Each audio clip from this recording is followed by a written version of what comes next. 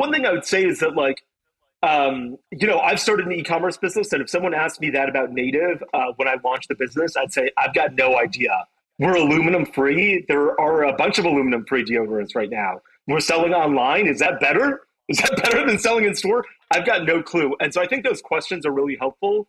But I think the fear that some of those questions can cause in terms of people being like, I need to figure out this answer before I can do X or Y, before I can launch my product, before I can start spending marketing dollars. Like, you can figure out that answer well after your business is launched. And I think for Native, Right. that really changed. We were an aluminum free deodorant selling it on the internet. And I was like, that's going to be our competitive advantage. And then it became a little bit of like scents, like fragrances. We have a strategy of launching new fragrances frequently, and those fragrances are different, and people are going to pantry load and buy a bunch of deodorants. So it's not just buying one until you run out, but I've got 7 because this is going to be your fragrance rather than your perfume or cologne. And then it was like different marketing ideas and bundling products and launching new categories. Like, there are very few brands that can expand from deodorant to body wash to toothpaste.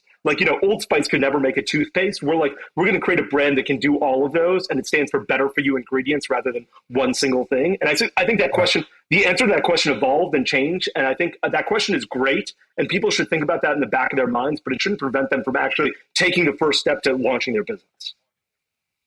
Totally agree. Also about the like progressive like iteration of that question of the answer, but also I also learned what a good answer to that is. A good answer is not, we're doing this magical thing that nobody's doing, because usually that just doesn't exist. Like, realistically, like, that's probably a signal that it's a bad idea, not that it's a great idea. And also not that like we are going to jump through these 14 really hard to jump through hoops. Like, I'm going to be viral all the time. It's like, oh God, like that seems like a bad strategy to back. Instead, it was like, actually, there's a category that people want. And what we're going to do is like, people don't like this one thing about the main competitor. We're going to do that one thing. Like, it's just common sense, but we're going to do that one thing differently.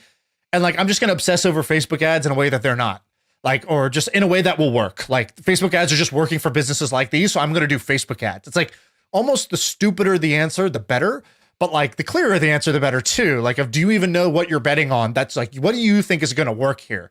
And like, can you back that up as to why you think that's going to work? But you don't want it to be a genius, magical, like magical silver bullet solution that like nobody has ever thought of or nobody has ever pulled off. Cause that's usually just a sign of like weakness actually in the plan. Especially if you talk about like partnerships or collaborations where people are like, I'm betting my future on the ability to get other people to do X, Y, and Z. Like, that's never going to work. I couldn't agree more. It could be, Right. we're going to create a digital first brand that looks better. We're going to have a better user interface, and we're going to have more better colors, and it's going to look better on your countertop like Native deodorant, or your bathroom, shelf like Native deodorant. And that was it. Like, that's an entire plan, and that's perfectly Like, fine. And I was the going one to give thing you an I idea realized, here.